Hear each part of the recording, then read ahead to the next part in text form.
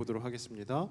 함께 보실 말씀은요, 하박국서 3장입니다. 구약성경 1305쪽에 있습니다. 하박국서 3장 16절에서 19절 말씀입니다. 16절에서 19절 말씀 저희 한 절씩 교독하도록 하겠습니다. 내가 들었으므로 내 창자가 흔들렸고 그 목소리로 말미암아 내 입술이 떨렸도다. 무리가 우리를 치러 올라오는 환난 날을 내가 기다림으로 썩이는 것이 내 뼈에 들어왔으며 내 몸은 내 처소에서 떨리는도다.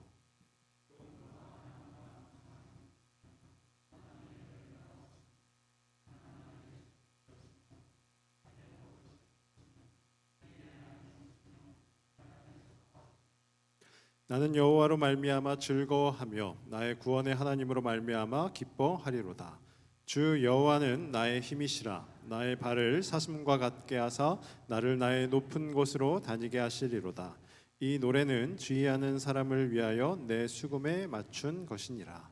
아멘. 이번 은혜로 기도의 주제는 부흥입니다. 부흥.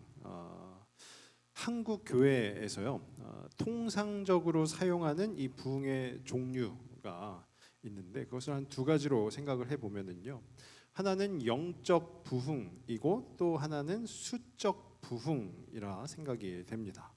그러니까 영적인 부흥 또 수적인 부흥이라는 것이죠.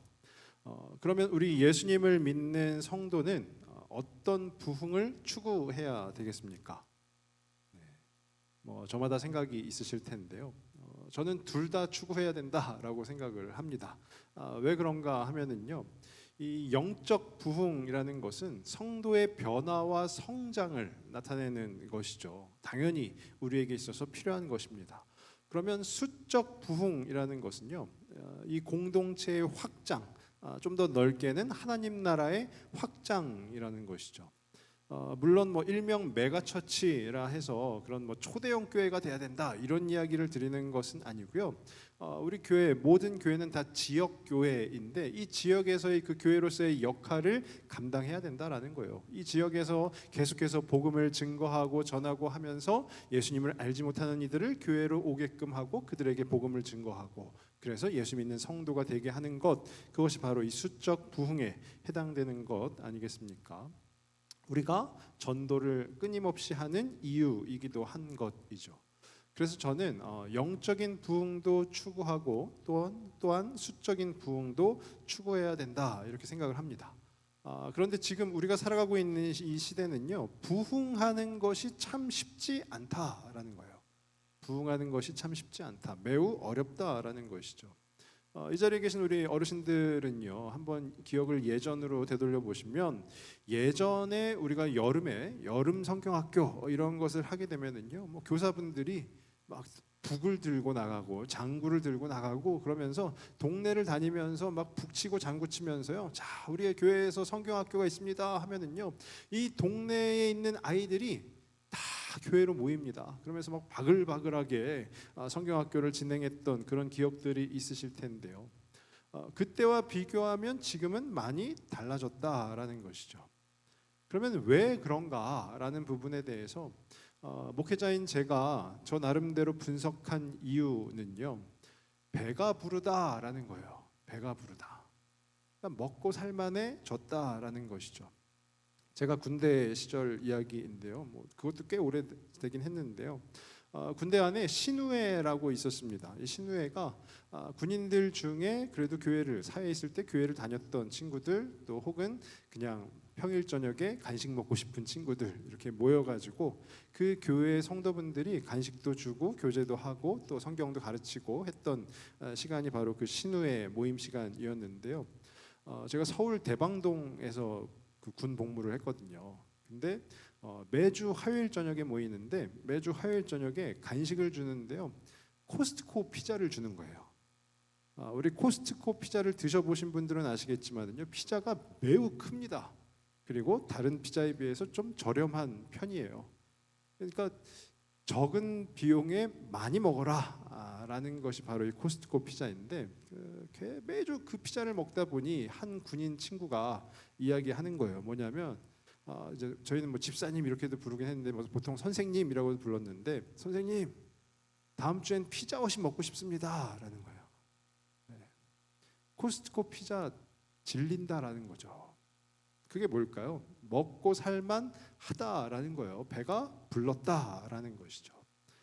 또 다른 의미로요, 배가 불렀다라는 것은요, 뭐냐면 사람을 가린다라는 거예요. 사람을 가린다. 옛날 같았으면은요, 교회에 누가 오든지 뭐 허름한 행색을 하고 오든지 뭘 타고 오든지 상관없이 교회에 오면 모두가 환영하고 그랬는데요. 지금은 어떻죠? 사람을 가려요. 뭐 저희 교회가 그렇다는 얘기가 아니라 그런 교회들이 있다라는 거예요. 사람을 가리면서 또 우리 안에 어떤 마음이 있냐면은요, 나는 마음이 안 맞는 사람과는 같이 신앙생활을 못한다라는 그 인식이 있어요. 그래서 실제로 마음이 안 맞는 사람과 같은 소그룹, 같은 구역에 배치가 되면 어떠할까요? 바꿔달라고 하죠. 바꿔달라고 합니다. 사람을 가리는 거예요. 그 또한 배가 부른 것이죠. 그러면 제가 우리 성도분들께 질문을 하나 드려보면, 우리 교회는 배가 부른 교회인가요? 아니죠. 몇몇 분들이 지금 제 배를 바라보시는데 바라기는 우리 교회는 하나님께서 이루실 그 부흥을 참된 교회의 모습으로 준비하는 그 교회가 되기를 간절히 원합니다. 오늘 말씀은 하박국이라는 하박국서인데요. 하박국은 선지자의 이름입니다. 남유다 왕국의 말미에 활동하던 선지자가 바로 이 하박국인데요. 그때 당시 상황을 우리가 한번 살펴보면은요, 그 남유다 왕국 그 나라의 외적인 상황을 먼저 보면 바벨론 제국이 급부상을 하는 거예요. 그래서 아수르 제국을 정복했고요. 또 하나의 강대국이었던 애굽을 공격합니다. 바벨론 제국이요. 그러니 이 남유다 왕국의 입장에서는 어떠할까요? 야, 머지않아 우리 남유다도 이 바벨론에 의해 공격을 당하겠구나, 침공을 당하겠구나 생각하지 않았겠습니까? 그 바벨론 제국이 정복했던 아수르 제국에 의해서 그 이웃 나라였던 북이스라엘이 이미 멸망을 당했잖아요.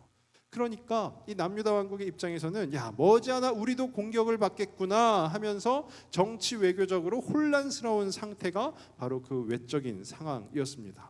그러면 또 그 나라 내적인 상황을 보면은요, 그 나라 전반에 걸쳐서 부패와 폭력이 만연해져 있는 거예요. 종교개혁을 일으켰던 훌륭한 왕이었던 요시야 왕이 죽은 다음에요, 그의 아들인 여호아스가 왕위에 올랐는데 3개월 만에 애굽이 유다를 공격합니다. 그러면서 여호아스 왕을 폐위를 시켜요. 그리고 그 여호아스 왕의 동생인 여호야김을 왕위에 올리게 되는데, 이 여호야김은요, 일명 바지 왕이에요. 그러니까 애굽이 하라는 대로 따라서 하는 거예요. 그러면서 이 여호야김은 사악하고 불경건하고 반역적인였던 이가 바로 이 여호야김이라는 거죠. 그러니까 이 남유다의 나라 외적인 상황을 보아도 매우 혼란스러운 상황이고요, 나라 내적인 상황을 보면 부패와 폭력이 만무한 그런 상황이었어요. 그러니 이 선지자였던 하나님의 뜻을 따르던 하박국이 바라보았을 때 어떠했을까요? 그래서 하박국서의 말씀을 이렇게 잔잔히 보다 보면은요, 하박국의 한탄만 가득합니다. 야, 이 남유다 어떡하냐 하는 그 한탄이 가득하다라는 거예요. 그런데 한 가지 특이한 점은요, 보통의 선지서 말씀하면 선지자가 하나님의 말씀을 대언하여 선포하는 이야기를 주로 다루고 있는데요, 이 하박국서는요, 하나님과 선지자인 하박국 간의 대화를 기록을 하고 있다라는 거예요. 그 어떤 대화인가 한번 살펴보면은요, 하박국이 하나님께 아뢰는 것이죠. 하나님, 우리 남유다 왕국이 이렇게 가는 것이 맞습니까? 라는 거예요. 절규를 하는 거죠. 하박국이 절규를 하는 것입니다. 이렇게 부패가 만연하고 폭력이 난무하고 하는 이 나라로 하나님의 뜻을 따르는 의인들이 악인들에 의해서 괴롭힘을 당하는 것 하나님께서는 안 보이십니까? 절규를 하는 거예요. 근데 그에 대해서 하나님께서 답변을 하시는데 뭐라고 하시냐면 유명한 말씀이죠. 의인은 믿음으로 말미암아 살리라. 의인은 믿음으로 말미암아 살리라. 그러면서 하박국에게 하나님께서 말씀하십니다. 야, 걱정 마라. 내가 바벨론을 통해서 너희 남유다를 멸망시킬 거야 라고 말씀을 하세요. 거기에 대해서 하박국이 처음에 뭐라고 하냐면요, 차라리 그게 낫겠네요 라는 거예요. 그만큼 자기의 나라인 남유다 왕국에 대해서 매우 실망했다라는 거죠. 바벨론에 의해서 멸망당한다 하니까 차라리 그게 낫겠네요. 그러면서 하박국이 이어서 하는 말이, 그렇지만 그들도, 그 바벨론도 결국엔 악인인걸요. 악인에 의해서 이 남유다 왕국이 멸망당하는 게 또 어떠한 생각을 갖고 계신 겁니까? 그러니까 하나님께서 이제 2장에서 나오는 이야기인데 그 장차 바벨론에 내릴 재앙들을 열거해 주시는 거예요. 바벨론에 의해서 남유다를 멸망시키는데 바벨론을 그렇다고 승승장구하게 해주냐? 그게 아니라 내가 이 바벨론에는 재앙들을 내려서 이 또한 멸망시킬 것이다. 바벨론도 하나님의 심판으로 인하여 멸망할 것이다. 그때에 비로소 이 남유다는 진정 회복을 하게 된다라는 것이죠. 그러면서 이어지는 3장의 이야기가요, 하박국은 하나님을 전적으로 신뢰하면서 고백합니다. 그 하나님을 찬양하는 거예요. 하나님께서 승리하시는구나. 결국에는 하나님께서 인도하시고 역사하시고 하나님이 승리하시는구나. 그렇게 고백을 하는데 제가 말씀을 묵상하다 보니까요, 그것이 바로 진정한 부흥 아니겠습니까? 하나님께서 계획하시고 인도해 가시며 역사하시며 하나님께서 결국에는 승리하시는 것, 그것이 바로 진정한 부흥이다라는 것이죠. 그리고 하나님을 신뢰하는 하박국이 하는 고백이 바로 오늘의 본문인데요. 우리 16절 말씀을 다시 한번 보시면은요, 16절 말씀이에요. 내가 들었으므로, 그 하나님의 모든 계획하심을 이제 다 들은 거예요. 그러면서 하박국이 내 창자가 흔들렸고 그 목소리로 말미암아 내 입술이 떨렸도다. 창자가 흔들리고 입술이 떨리는 것은요, 몸이 부르르 떨릴 정도로 그 소식이 하박국을 압도했다라는 거예요. 압도했다.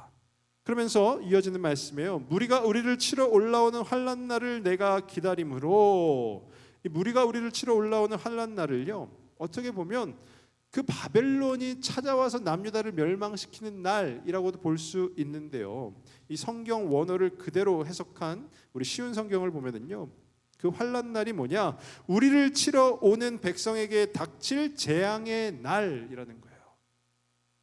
그러니까 남유다가 멸망당하는 날이 아니라 멸망을 당한 이후에 그 하나님께서 재앙들을 내려서 바벨론을 심판하시고 바벨론이 멸망을 당하고 이어서 남유다는 회복되어지는 그 날, 그 환난 날을 내가 하박국이 기다린다라는 거예요. 기다린다. 그러니까 썩이는 것이 내 뼈에 들어왔으면 내 몸은 내 처소에서 떨리는 도다. 그러니까 진정 하나님께서 승리하셔서 남유다를 다시금 회복시키실 그 날을 하박국은요, 기다린다라는 거예요. 기다린다. 그 부흥의 날을 기다리겠다라는 거죠. 그렇게 하박국은요, 부흥을 기다리며 준비하는 것입니다. 이어지는 하박국의 고백을 통해서요, 그러면 부흥을 준비하는 공동체가 가져야 할 자세에 대해서 우리가 한번 두 가지로 생각해 보기를 원하는데요. 첫 번째는 뭐냐 하면 리셋입니다. 리셋. 이 영어인데 이 리셋이 무슨 뜻인가 하면은요, 다시 제자리에 놓다라는 뜻이에요. 다시 제자리에 놓다. 원상복귀한다라는 것이죠. 우리 17절 말씀을 한번 보시면은요, 17절에 비록 무화과 나무가 무성하지 못하며 포도나무에 열매가 없으며 감람나무에 소출이 없으며 밭에 먹을 것이 없으며 우리의 양이 없으며 외양간에 소가 없을지라도, 여기에 나오는 게요, 무화과, 포도, 감람나무는 이제 올리브 나무이거든요. 그러니까 올리브 열매고요. 또 밭에서 나는 모든 농작물, 그리고 양과 소에 해당하는 또 짐승들이라는 거예요. 그것들이 무엇입니까? 당시 사회는 농경 사회였어요. 농경 사회는 농사를 지어서 얻어지는 수확물, 그 농작물을 가지고 살아가는 사회가 농경 사회. 또 하나는 유목 사회입니다. 유목 사회는요, 양을 치면서 그 유목민들이 양을 치면서 옮겨 다니면서 그 양을 치고 또 그 양을 통해서 생활을 영위해 나가는 사회가 바로 유목 사회라는 거예요. 그리고 또 말씀에는 밭에서 나는 모든 농작물이라고도 하지만 그 앞에 유독 세 가지를 이야기하죠. 무화과, 그리고 포도, 그리고 올리브를 이야기하는 거예요. 이게 뭐냐면 그때 당시 팔레스타인 지역에 지금도 그렇지만 유명한 그 산물이 바로 무화과, 포도, 올리브라는 거예요. 그러니까 우리 한국에도요, 고창하면 뭐가 유명합니까? 수박이 유명하죠. 성주하면 참외가 유명하고. 그러니까 이 팔레스타인, 그러니까 이 남유다 왕국에 있던 팔레스타인 땅은 무화과, 포도, 그리고 올리브가 유명하다라는 거예요. 어떻게 보면 이곳에 살아가고 있던 백성들로 하여금 인간이 살아가는데 필요하다 여겨지는 것들을 다 나열하고 있다라는 거예요. 그러니까 사람이 삶을 영위하는 데 필요한 것을 대표하는 것들을 다 나열을 하고 있는 거예요. 그 작물들을 나열을 하고 그리고 양과 소를 나열을 하는데 마지막에 뭐라고 하죠? 없을지라도. 사람이 살아가는데 꼭 필요한 것인데 그것이 없다라는 거예요. 그것이 없다.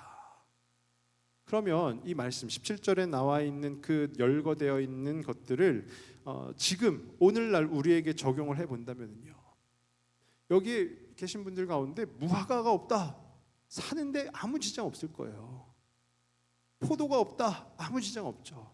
양이 없다, 소가 없다, 고기를 못 먹어서 좀 아쉽긴 하겠지만 우리가 사는데 아무 지장이 없을 거예요. 근데 이것은요, 그때 당시 사람들에게는 반드시 필요한 것이에요. 그러니까 지금 오늘을 살아가고 있는 우리에게 반드시 필요한 것이 뭐가 있을까요?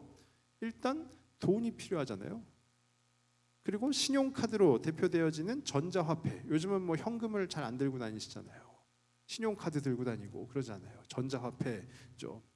그리고 정보 당연히 필요하고요. 우리의 모든 기록들 다 필요하죠. 그런데 요즘 웬만한 정보나 기록들은 다 어디에 들어있습니까? 우리 손에 들려져 있는 스마트폰에. 웬만한 나에 관련된, 우리 식구들에 관련된 정보나 기록들이 다 우리가 손에 있는 폰에 다 있잖아요. 그러니까요, 돈 혹은 그 정보나 기록들이 포함이 되어 있는 스마트폰, 그리고 우리가 어디를 갈 때 내가 운전을 해서 가야 되니까 뭐 자동차, 그리고 오늘같이 비 오는 날 비도 피해야 되고 우리 식구들이 또 편안하게 살아야 되는 집, 이런 것들이 우리가 삶을 영위하는 데 있어서 반드시 필요한 것들 아니겠습니까? 그런데 이 말씀을 우리에게 대입해 보면은요, 그러면 돈이 없어도, 핸드폰이 없어도, 집이 없어도, 차가 없어도 라는 거예요. 이게 뭘까요?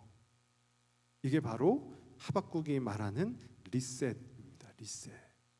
다 사라져도, 다 없어도, 살아가는데 없으면 지장이 있다 판단되어지는 것들, 그 판단은 누가 하는 것입니까? 내가 하는 것이죠. 우리가 하는 것입니다. 그리고 그것들은 하나님과 우리 사이에서 우리로 하여금 가끔씩 시험에 들게 하기도 합니다. 예를 들어서요, 하나님, 제가 돈이 필요한데요, 하나님이 너 돈 없어도 살 수 있어. 그러면 저는 어떻게 될까요? 시험에 들게 되는 거예요. 아니, 돈이 없이 이 세상에서, 이 자본주의 사회에서 어떻게 살아갑니까? 하고 시험에 들 수가 있는 것이죠. 근데 중요한 것은요, 그거 없어도 사는데 지장 없다라는 거예요. 그게 성도의 리셋이라는 것입니다. 제가 유초등 학생들을 이렇게 지도할 때 그런 퀴즈 대회 이런 걸 했었는데요, 제가 약간 퀴즈를 좀 꼬아서 이렇게 아이들에게 냈어요. 뭐라고 냈냐 하면, 자, 여러분, 우리 대한민국 국가의 주인은 누구입니까? 국민이잖아요. 국민. 그러면 교회의 주인은 누구입니까? 그랬더니 몇몇 친구들이 성도라고 얘기하고, 또 권사님들이요, 집사님들이요, 장로님이요, 목사님이요, 뭐 이렇게 얘기하는 거예요. 틀린 거잖아요. 우리 국가의 주인이 국민인 것은 맞지만 교회의 주인은 누구십니까? 하나님이신 거예요. 근데요, 우리가 우리의 판단과 생각으로 나아가다 보면 이 교회의 주인이 마치 나인 것처럼 여겨질 때가 있다라는 것이죠. 좀 과격한 표현을 사용하면은요, 이 교회를, 하나님의 교회를 세워감에 있어서요, 우리의 생각이든 우리의 행동이든 무엇이든 우리가 없어도 이 교회가 역할을 수행하는 데는 아무런 문제가 없다라는 거예요. 왜냐하면 이 교회는요, 하나님의 방식대로 하나님의 뜻에 따라서 이 땅에 세워진 하나님의 소유이기 때문에 우리는 없어도 돼요. 이 교회에 우리의 생각은 없어도 아무런 지장이 없다라는 거예요. 그런데요, 언젠가부터 이 교회라는 곳에 사람들이 많이 모이기 시작하고요, 또 우리가 헌금을 함으로써 재정이, 즉 돈이 모이기 시작하면서 교회가 선한 일을 많이 하는 것 같지만 그 안에는요, 하나님의 뜻보다 인간의 뜻이 점철되고 있는 것은 아닌지 우리가 계속해서 끊임없이 살펴보아야 되는 것 아니겠습니까? 단지 그래 이거 누구 모두에게 좋은 일이야 해가지고 한다라고 해서 하나님께서 기뻐하시는 일이냐, 그것을 따져 보아야 한다라는 거예요. 그러니까 이 교회 안에서 계속해서 시간이 지나면 지날수록요, 켜켜이 쌓여진 그 관계들과 갈등들로 인하여서 인간의 뜻이, 우리의 뜻이, 우리의 생각이 팽배해지고 있지는 않냐 이 말입니다. 어쩌면 제 말이 너무 심하다 생각이 되시는 분도 계실 수 있는데요, 이 땅의 교회 중에 그런 교회들이 있다라는 이야기입니다. 그들에게 필요한 것이 무엇일까요? 리셋입니다. 리셋. 가령 예를 들어서요, 교회에서 일어나는 어떤 상황에 대해서 성도 중에 누군가가 불만을 표하든지 아니면 비판을 하거나 합니다. 민주적인 교회에서 당연히 있을 수 있는 일이긴 하죠. 그런데요, 그들을 바라보면서, 그 불만을 표하거나 비판을 하고 있는 그들을 바라보면서 그들을 적대시하고 또 그들을 향해서 손가락질을 하는 이들이 있다라는 거예요. 그러니까 이 교회 안의 관계가 어려워지고 있다라는 것이죠. 무엇이 문제입니까? 비판하는 자가 문제입니까? 아니면 그들을 손가락질하는 자가 문제입니까? 둘 다 문제죠. 왜 그럴까요? 서로 자신이 옳다고 여기는 거예요. 내가 옳다 여기는 것이죠. 그러니까 비판을 하면서 불만을 표하면서도 내 뜻이 옳다 생각하는 것이고요, 또 그들을 향해서 손가락질을 하면서도 내 뜻이 옳다라고 생각을 하는 것입니다. 그런 교회에 필요한 것이 바로 이 리셋이라는 거예요. 제가 감히 말씀드리는데요, 우리 성도의 생각은요, 그 어느 때에도 옳지 않습니다. 그러면은 누가 옳을까요? 하나님만이 옳으신 거예요. 그 하나님의 뜻을 찾고 구하는 것이 교회예요. 그리고 그러면 그 하나님의 뜻을 찾고 구하기 위해서 성도가 해야 되는 것이 바로 리셋이라는 겁니다. 이 자리에 계신 우리 모든 분들, 우리가 그 부흥을 이루기를 원하고 우리 교회가 부흥하기를 원하십니까? 그러면 과감히 리셋을 하십시오. 내 생각을 지워버리는 거예요. 내 생각을 내려놓는 것입니다. 나는 맞고 다른 이들은 틀리다가 아니고요, 우리는 틀리고 하나님만이 옳으시다라는 그 고백이 바로 리셋된 성도의 믿음의 고백인 줄 믿습니다. 전 바라기는 우리 교회가 그 리셋을 통하여서 그 믿음의 고백을 올려드렸으면 좋겠습니다. 하박국이 고백했던 것처럼요, 무화과가 없고 포도가 없고 올리브가 없고 그 무엇 다 없어도 하나님만 계시면 된다. 그 믿음이 우리들의 믿음의 고백이 되기를 주님의 이름으로 축복합니다.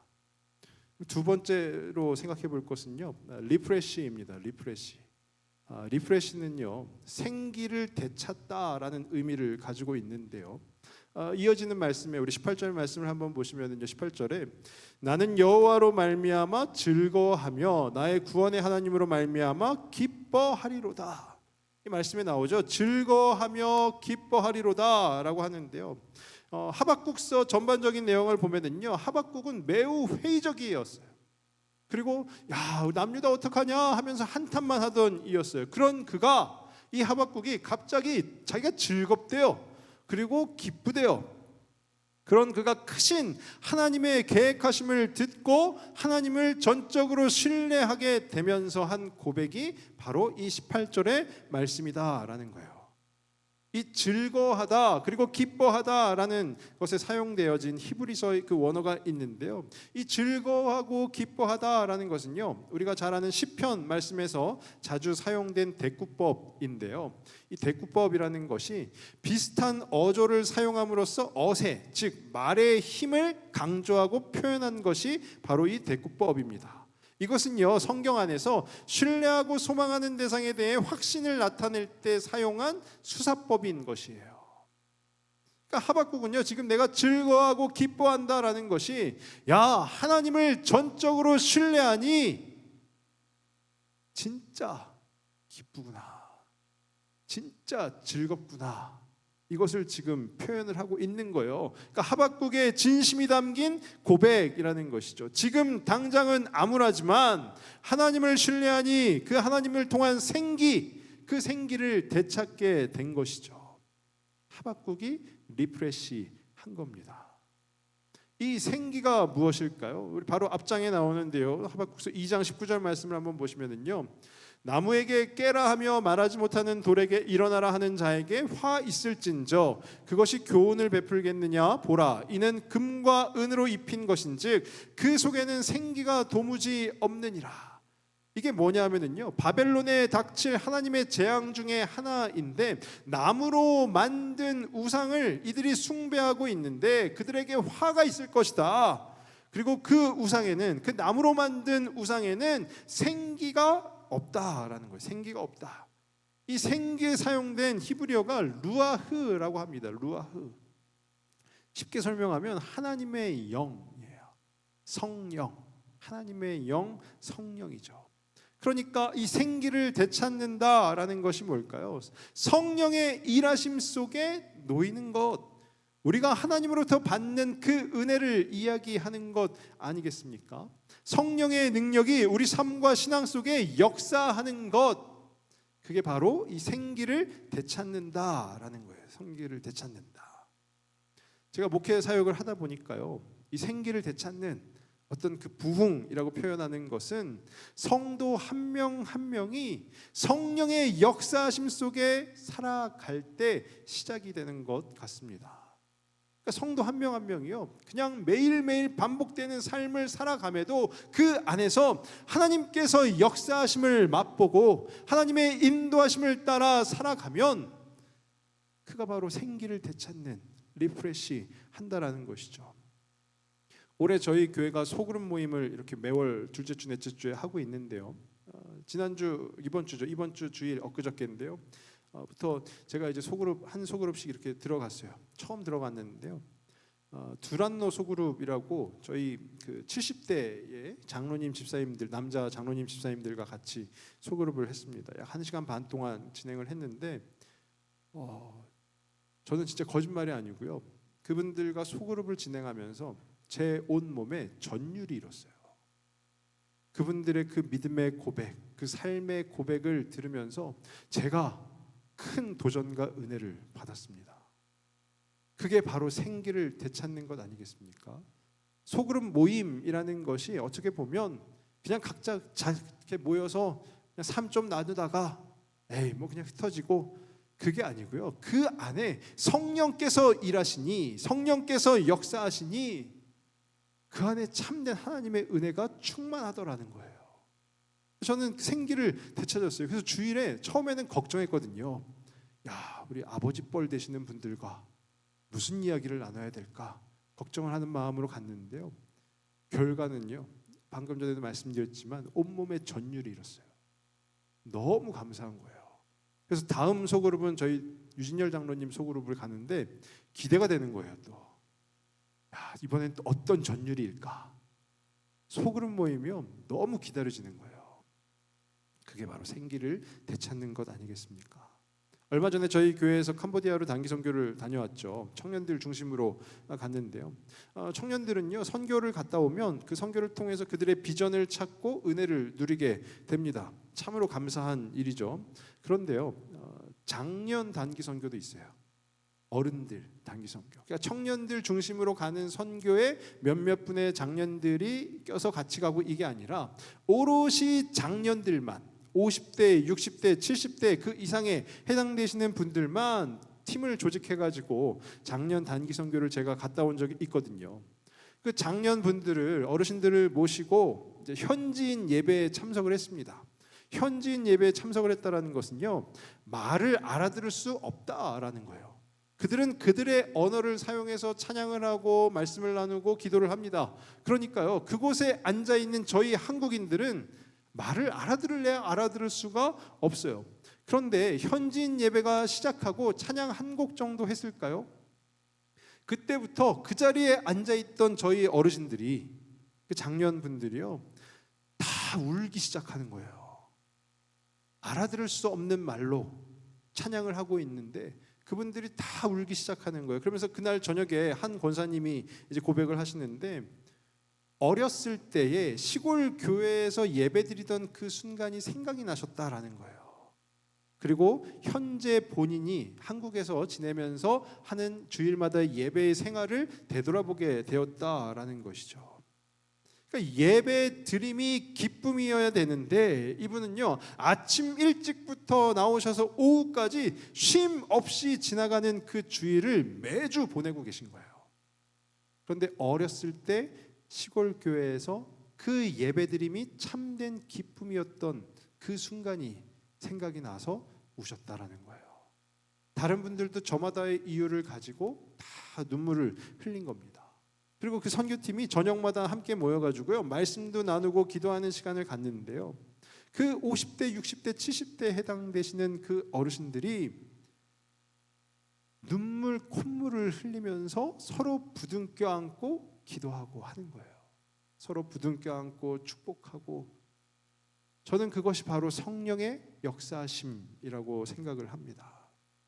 다시 한국에 돌아와서는요, 그분들이 그런 고백을 하시는 거예요. 야, 내가 예수님을 믿은 지 40년, 50년이 됐는데 새로 예수님을 믿는 것 같다 하면서 열심을 갖고 매 주일 참여하시기 시작했다라는 거죠. 그게 뭘까요? 생기를 되찾은 것입니다.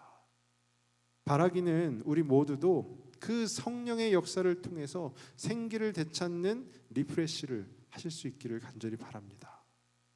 그 리프레시가 우리 성도에게는요, 무엇보다 중요한 것입니다. 이제 말씀을 정리합니다. 리셋하고요, 리프레시한 성도에게 주어지는 힘이 있는데, 그 힘이 뭐냐면요, 오늘 3장 19절 말씀인데요, 3장 19절에 보시면 주 여호와는 나의 힘이시라. 그러니까 하나님만으로도 힘을 얻는 거예요. 그런데 이어지는 말씀에요, 나의 발을 사슴과 같게 하사 나를 나의 높은 곳으로 다니게 하시리로다. 이게 무슨 얘기예요? 갑자기 사슴이 왜 나오는 것인가 생각이 되시는 분도 계실 수 있는데요, 제가 사진을 몇 장 준비했거든요. 첫 번째 사진을 한번 보시면은 절벽입니다. 절벽. 그리고 사슴 한 마리가 있죠. 아무런 줄도 없고요, 지탱할 곳도 없어요. 근데 사슴은 발이 다른 동물들에 비해서 특이하대요. 그러니까 발이, 뭐 제가 전문 용어는 잘 모르겠지만, 발이 절벽에 있는 아주 작은 돌조차도 발로 잡아서 접착시키듯이 절벽에 붙어 있을 수 있다라는 거예요. 그러니까 오늘 하박국이 나의 발을 사슴과 같게 하사 나를 높은 곳에 다니게 하신다라는 것은요, 절벽도 그 어떤 역경도 다니게 하신다라는 거예요. 두 번째 사진이 있는데요, 두 번째 사진을 보시면 사슴들이 절벽에 지금 이렇게 놓여져 있죠. 그 위에는요, 잘 보이실지 모르겠지만 하이에나 같은 들개들이 있어요. 사슴을 잡아먹으려고 온 그 들개들인데요, 들개들은 사슴이 있는 곳까지 내려가지를 못해요. 왜냐하면 그들의 발은 저 한계선을 넘어가면 그냥 절벽 밑으로 떨어지거든요. 그것을 그들은 잘 알고 있는 거죠. 이 들깨들은 잘 알고 있는 거예요. 그러니까 사슴들은요 그냥 절벽에 붙어서 가만히 있으면 들깨들이 지쳐서 돌아가게 되는 것입니다. 이것이 한 영상에서 제가 캡처한 사진인데요. 이게 무엇을 말하고 있는 것일까요? 우리의 원수 마귀로부터 우리를 자유하게 보호하여 주시는 분 또한 우리 하나님이시다라는 거예요. 그리고 그 삶을 살아내게 하시는 분 또한 우리 하나님이시다라는 거죠. 하박국 선지자는요 남유다 왕국을 바라보면서 한탄했던 그 하박국이 하나님의 계획하심을 신뢰하고 진정한 회복이 그 부흥이 임할 것을 기대하고 기다리면서요 그는 고백한 거예요. 우리에게 필요한 것은 리셋이다. 우리에게 필요한 것은 리프레시다. 바라기는요 오늘 이 자리에 있는 우리 모두가 리셋하시고 리프레시 하면서 그 부흥을 기대하고 기다리며 준비하는 저와 우리 모든 성도분들 되시길 주님의 이름으로 축원합니다. 시간 우리 같이 찬양하고요 이어서 기도하도록 하는데요 우리 찬송가 314장입니다. 우리의 마음을 담아서